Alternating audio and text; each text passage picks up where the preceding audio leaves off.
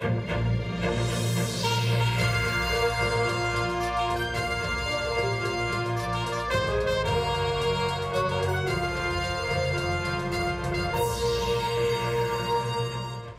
한 달 동안 미 남부 국경지대에서 체포된 불법 이민자 수가 역대 최다 수준인 20만 명에 달한 것으로 나타났습니다. 불법 이민자들을 이송하는 과정에서 성폭행 등 각종 강력범죄도 빈발해 인명피해까지 발생하면서 심각한 사회 문제로 번지고 있습니다. 루이지애나주의 한 도시에서 남성 공화당 의원들을 중심으로 낙태를 한 여성이나 낙태 시술을 한 의료진에게 살인 혐의를 적용하는 법안이 추진돼 논란이 되고 있습니다. 최근 LA 통합교육부 전산망을 공격한 해커들이 학생과 교직원들의 개인정보를 빌미로 이른바 몸값을 요구한 것으로 알려졌습니다. 교육부 측은 소셜번호 등 중요 개인정보는 노출되지 않은 것으로 확인됐다면서 특별한 대응을 하지 않고 있다고 전했습니다.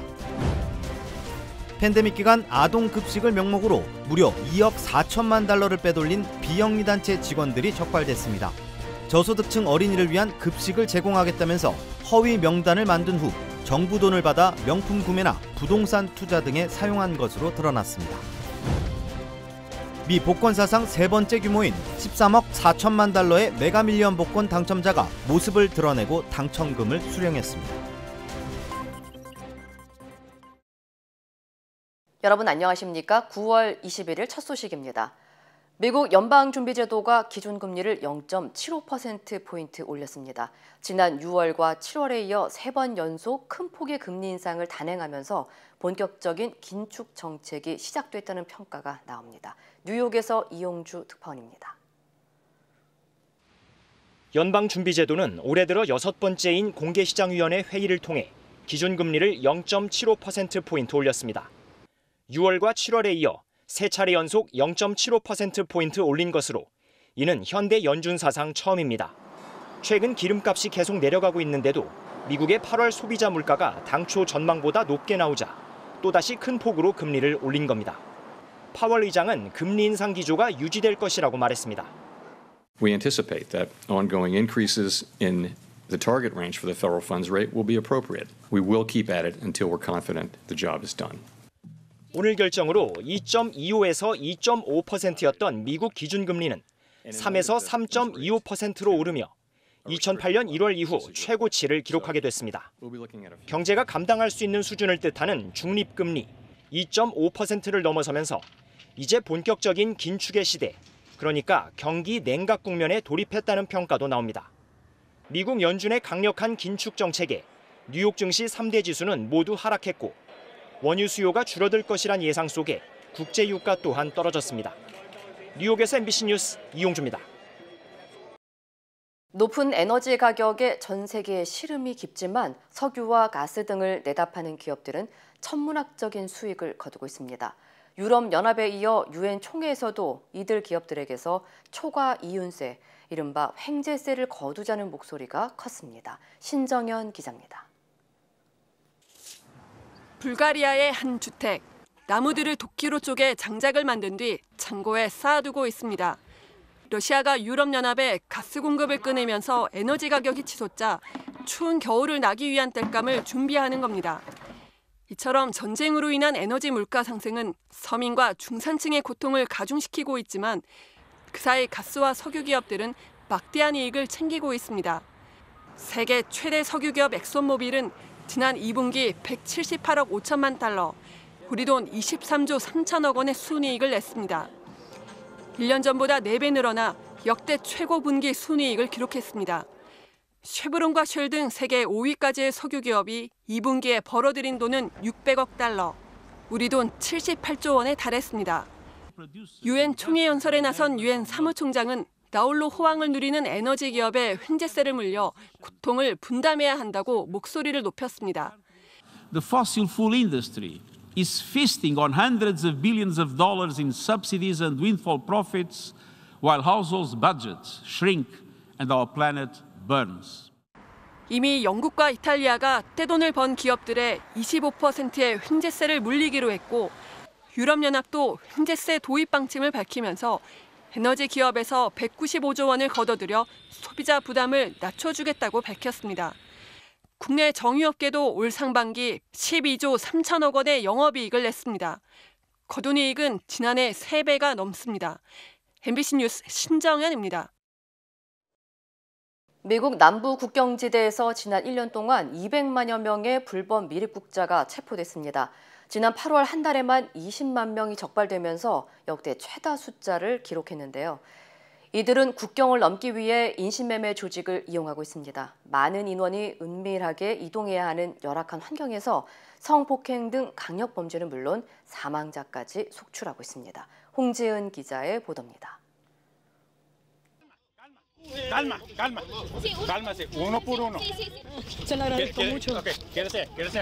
미국 남부 국경지대의 인신매매 현장. 트레일러 안에 수십 명이 엉겨붙어 숨을 헐떡이고 있습니다. 이로부터 5년 후 상황은 더 악화됐습니다. 미입국 이주자로 추정되는 60여 명이 집단 사상하는 사건이 발생했습니다. 40도가 넘는 무더위에 찜통 트레일러 안에 갇힌 채 숨진 겁니다. That was the worst smuggling disaster in U.S. history. 지난 1년 동안 국경지대에서 체포된 불법 미입국자는 200만 명. 8월 한 달에만 20만 명이 붙잡혔습니다. 이민자들은 미국에 도착하는 조건으로 인신매매 조직에 1인당 적게는 $2,000에서 많게는 $10,000까지 지불하는 것으로 조사됐습니다.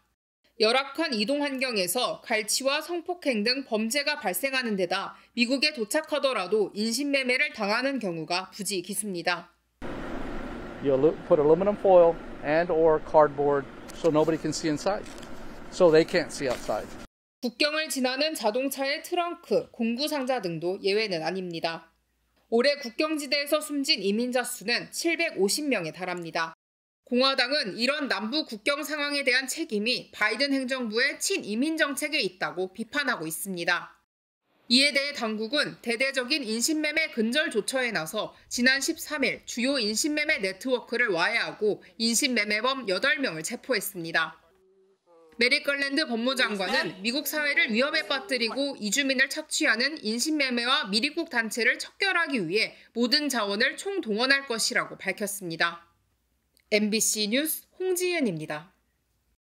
루이지애나주 오일시티에서 남성 공화당 의원들을 중심으로 강력한 낙태 금지법이 추진되고 있습니다. 루이지애나주 입법자위원회에서 모든 남성 공화당 의원이 낙태를 한 여성에게 살인죄를 물을 수 있는 법안에 찬성표를 던진 것으로 전해졌습니다. 법안이 통과되면 성폭행은 물론 산모의 생명을 감안해 의사가 낙태를 결정하는 경우에도 살인 혐의를 적용할 수 있게 됩니다. 위원회 회의에서 법안에 반대하는 여성 4명은 법안이 포함한 구속사항의 심각성을 이해해 줄 것을 요청했습니다. 또한 현재 미 전역 50개 주에서 가장 강력한 낙태법이라고 지적하면서 의도하지 않은 결과를 초래할 수 있다고 경고했습니다. LA 통합교육부 전산망을 해킹한 해커들이 2주 만에 학생과 교직원들의 정보 몸값을 요구한 것으로 드러났습니다. LA 통합교육부는 지난 3일 교육부 전산망을 해킹한 해커들이 사건 직후 침묵을 지키고 있다가 어제 훔친 정보를 빌미로 교직원과 학생들의 몸값을 요구했다고 밝혔습니다.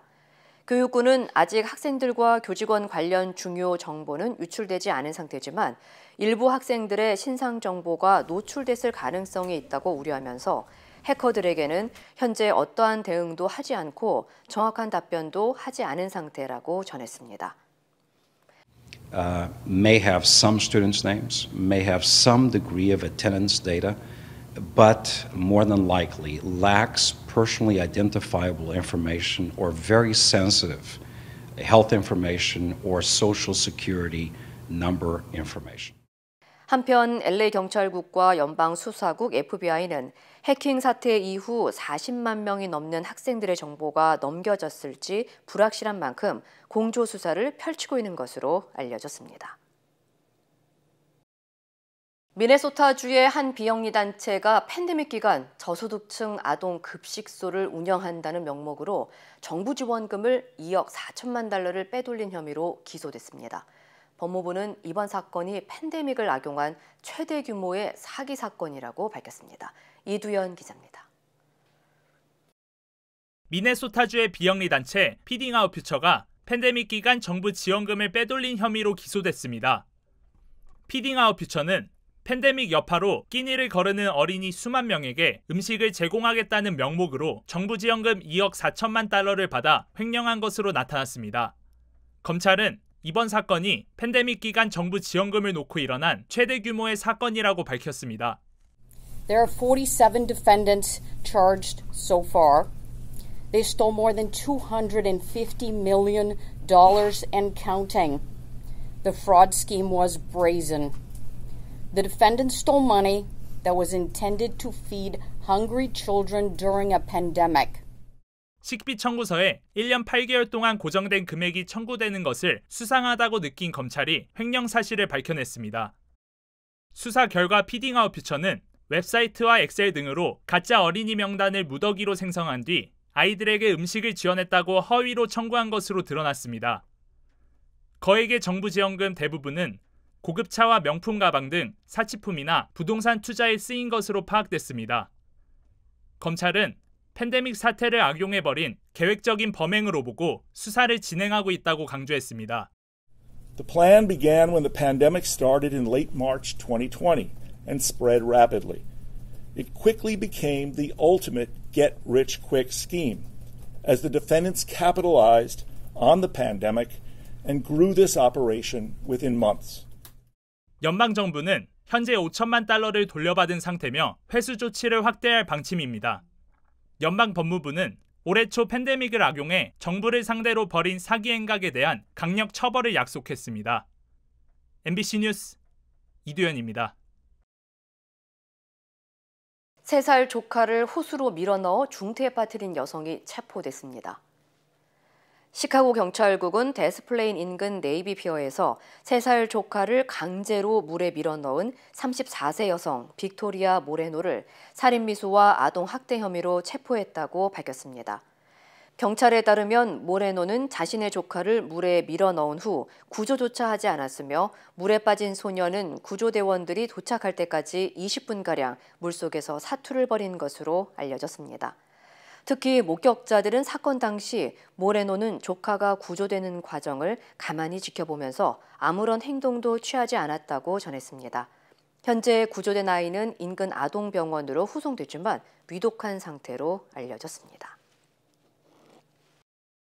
뉴욕주가 도널드 트럼프 전 대통령과 성인 자녀들이 거액의 금융사기를 저질렀다는 의혹과 관련해 이들을 상대로 민사소송에 나섰습니다. 레티샤 제임스 뉴욕주 검찰총장은 트럼프 전 대통령과 도널드 트럼프 주니어 등 자녀 3명이 10년 넘게 금융사기에 가담한 것으로 밝혀졌다며 맨해튼 1심 법원에 소장을 냈다고 밝혔습니다. We are asking the court to, among other things, permanently bar Mr. Trump, Donald Trump Jr., Ivanka Trump, Eric Trump, from serving as an officer or director in any corporation or similar entity registered and or licensed in New York. 제임스 총장은 트럼프 전 대통령을 비롯한 피고들이 소유한 부동산 가치를 실제보다 부풀리거나 낮춰 최소 2억 5천만 달러를 부당 취득한 것으로 판단했다며 법원에 이 액수에 대한 환수를 요청했습니다. 하지만 트럼프 전 대통령은 소셜미디어를 통해 인종주의자인 레티샤 제임스 총장이 또다시 마녀 사냥을 한 것이라고 반박했습니다. 미국 복권 사상 3번째 규모의 당첨금으로 관심을 모았던 13억 3,700만 달러의 메가밀리언 1등 주인공이 모습을 드러냈습니다. 복권 당국은 지난 7월 29일자 13억 3,700만 달러짜리 메가밀리언 복권의 공동 소유자 2명이 오늘 일리노이주 복권국을 방문해 당첨금을 수령했다면서 당첨자들은 매우 기뻐하며 구름 위를 떠다니는 기분이라고 소감을 밝혔다고 전했습니다. 앞서 2명의 당첨자는 복권 구매 당시 잭팟이 터질 경우 당첨금을 나누기로 합의한 후 복권을 구매한 것으로 전해졌습니다. 다만 두 당첨자의 신원은 밝혀지지 않았습니다. 한편 2명의 당첨자는 당첨 확인 직후부터 최근까지 법률과 재정 전문가 등과 함께 당첨금 청구 절차와 관리 문제를 논의해온 것으로 알려졌습니다. 한국 정부가 해외에서 입국한 뒤 의무적으로 받아야 하는 PCR 검사 폐지를 논의하고 있습니다. 한국 방역 당국은 모든 해외 입국자가 국내 입국 후 1일 이내에 코로나19 PCR 검사를 받도록 하는 의무를 포함한 방역 정책의 추가 해제나 완화를 검토하고 있다고 밝혔습니다. 당국은 현재 코로나19 재유행이 상당히 안정적인 단계로 가고 있어 여러 방역 정책에 대해 해외 동향과 전문가 의견 등을 종합적으로 고려하면서 추가적인 조정을 준비해 나가고 있다고 전했습니다. 한국은 지난 6월 8일부터 미접종자를 포함한 모든 입국자에 대한 격리 의무를 해제했으며 지난 3일부터는 모든 입국자의 입국 전 검사도 없앴습니다. 앞으로 입국 후 1일 이내 PCR 검사 의무도 폐지되면 해외 입국자에 대한 제한 조치는 모두 없어지게 됩니다. 전기 자동차 판매가 급증하면서 전기차 배터리에 사용되는 정제 리튬 가격이 폭등하고 있습니다.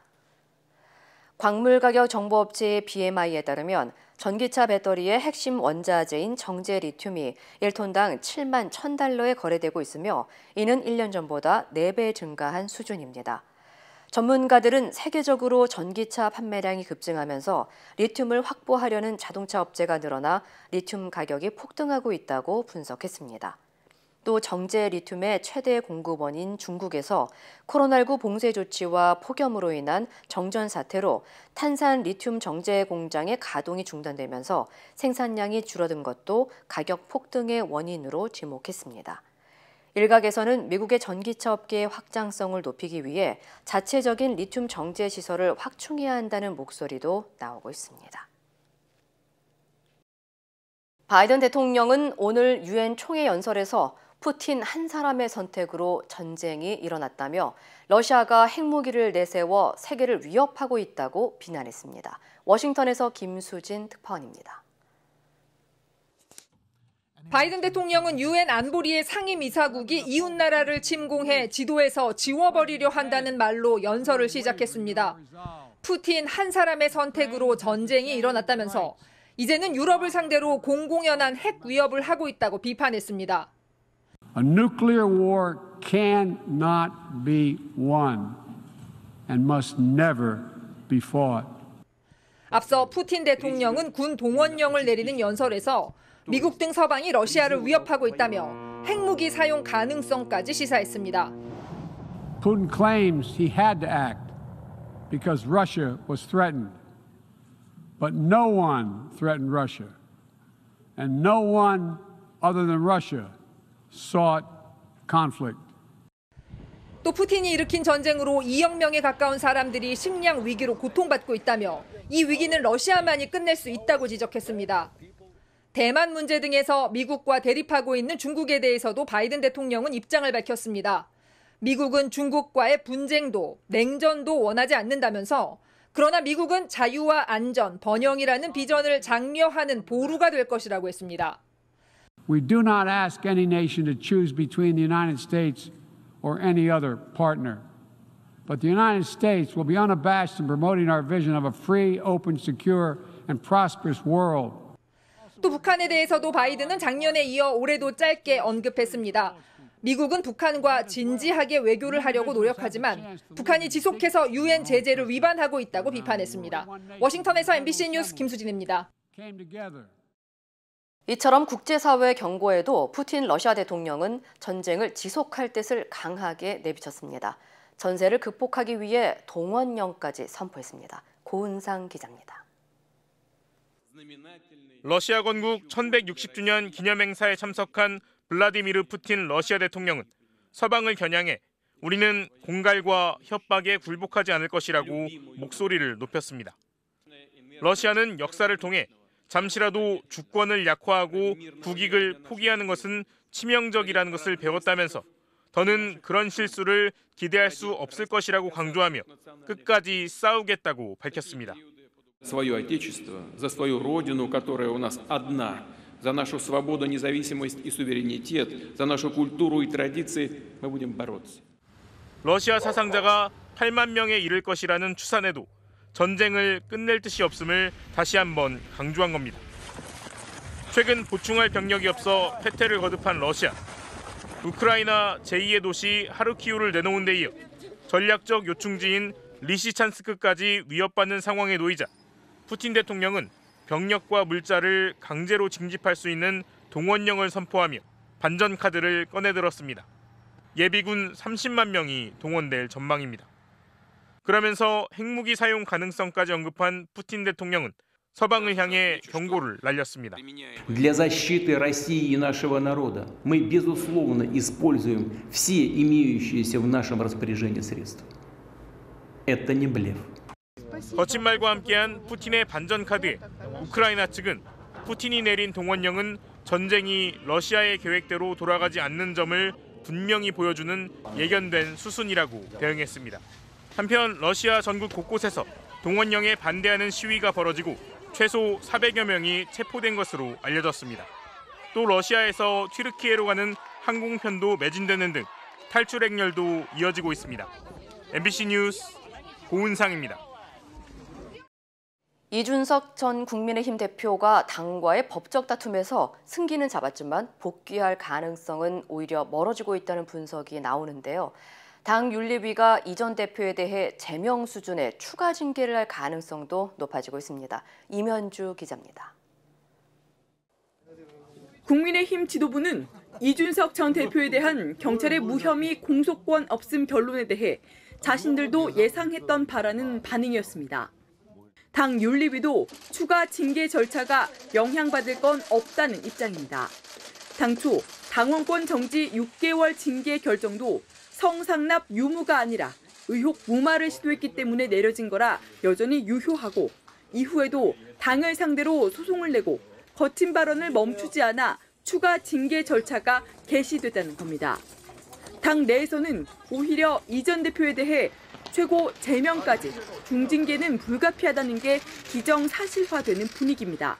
막다른 골목에 와 있기 때문에 화해하기에는 좀 너무 멀리 왔기 때문에 적절한 표현일지 모르겠습니다만 외과 수술적 대응 그게 지금 불가피한 상황이 돼버렸다는 거죠. 만에 하나 법원이 정진석 비대위 역시 무효화하더라도 윤리위 추가 징계로 이준석 전 대표가 복귀할 길은 그 전에 원천 봉쇄해 놓겠다는 겁니다. 국민의힘은 또 다음 주 새 비대위 체제의 적법성을 심리할 재판부가 이미 주호영 비대위를 무효화했던 만큼 공정성이 의심된다며 재판부를 바꿔달라고 법원에 요청하기도 했습니다. 하지만 법원은 재배당 사유가 안 된다며 사실상 거부했고 이 전 대표는 이준석 잡기 할 시간에 물가와 환율을 잡았으면 상황이 더 낫지 않았겠느냐고 꼬집었습니다. 결국 윤리위나 법원이 어떤 결론을 내놓든 당 지도부나 이준석 전 대표 모두 수용보다는 추가 법적 대응에 나설 가능성이 높다는 점에서 갈등은 더 깊어질 전망입니다. MBC 뉴스 임현주입니다. 문재인 정부에서 임명된 기관장들에 대한 감사원 감사가 강도 높게 진행되고 있습니다.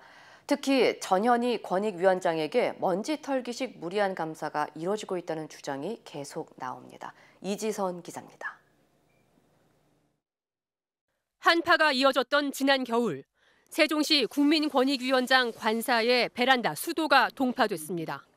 전현희 위원장은 세종시에 거주하지 않아 사용하지 않고 있던 관사였습니다. 동파된 수도에서 다량의 물이 흘렀고 관리실 연락을 받고서야 이를 알게 된 권익위는 수리를 했습니다. 동파 수도 수리 비용과 수도 요금 등 지출된 돈은 총 100여만 원. 감사원은 이를 두고 동파 사고가 아니라 전현희 위원장이 관사 비용을 횡령한 것이 아니냐며 직원들을 몰아붙였던 것으로 확인됐습니다. 권익위 관계자는 감사원이 관사 관리 직원에게 위원장의 개입과 부당한 지시가 있지 않았었냐며 3일 연속 밤 늦게까지 앉혀놓고 같은 질문을 반복하는 등 강압적으로 조사했다며 결국 전문가 현장 검증까지 벌여 동파로 인한 사고라는 사실을 증명해냈고 그제서야 감사원이 위원장 횡령 프레임을 포기했다고 말했습니다. 전현희 위원장은 먼지 털기식 표적 감사라며 다른 사례들도 공개했습니다. 언론사 국장과의 점심 식사 비용 3만 4천 원을 비롯해 권익위 업무 홍보를 위한 암행어사 두루마기 대여 비용까지 문제 삼았다고 주장했습니다. 전 위원장은 감사원이 정작 자신은 단 한 차례도 조사하지 않으면서 직원들만 괴롭히고 있다며 감사가 끝나면 법적 조치를 하겠다고 밝혔습니다. 이에 대해 감사원은 조사 중인 내용에 대해서는 확인해주기 어렵다며 차분히 결과를 기다려달라고 밝혔습니다. MBC 뉴스 이지선입니다. 여론의 반발로 철회된 영빈관 신축 예산은 대통령실이 요청하고 기획재정부가 실무 검토를 한 것으로 확인됐습니다. 하지만 누가 지시했는지는 공개하지 않았습니다. 유충환 기자입니다. 878억 원의 영빈관 신축 예산안이 언제 어떻게 만들어졌는지에 관심이 쏠리는 가운데 추경호 경제부총리는 대정부 질문에서 영빈관 예산은 지난달 대통령실 비서실이 요청한 것이라고 밝혔습니다. 그런 건 8월 달에 제출했습니다. 공식적으로 대통령 비서실에서 제안을 했고 그거에 관해서 기재부 내부의 실무 검토 과정을 거쳤고. 대통령실과 기재부가 최소 한 달간 영빈관 신축에 대해 내부 검토를 해왔다는 얘기입니다. 그러나 추 부총리는 대통령 비서실에 누가 어떻게 제안했느냐는 데 대해선 보안 사항이라 공개할 수 없고 대통령에게 보고하지 않았다고 말했습니다. 대통령은 뭐라고 하셨습니까? 아니, 이 사업을 보고 드리지는 않았습니다. 저희들이 예산... 아니, 이 사업을 영빈관 사업을 대통령께 최종 확정 단계에서 보고를 안 드린다는 게 기재부 장관 책무 이거 제대로 한 겁니까? 아니죠. 이런 가운데 민주당 강득구 의원은 대통령실이 내년에도 용산청사 정비와 노후 설비 교체 등에 29억여 원, 차량 진입 차단 공사에 20억여 원을 편성했다고 밝혔습니다. 대통령실 용산 이전과 관련 비용이 계속 늘어나고 있다는 겁니다. 대통령실은 노후시설의 유지 보수는 정부기관에서 매년 편성하는 예산이라며 집무실 이전과는 무관한 것이라고 해명했지만 여야 간의 논란은 계속되고 있습니다. MBC 뉴스 유충환입니다. 카자흐스탄 바이코누르 우주센터에서 러시아 우주 비행사들과 미국 승무원을 태운 소유주 우주선 MS-22가 발사돼 국제 우주정거장을 향한 비행을 시작했습니다. 관련 소식 전해드립니다. 우주선은 약 3시간 동안 지구 궤도 2바퀴를 돈 다음 국제우주정거장 라스벳 모듈에 도킹하고요.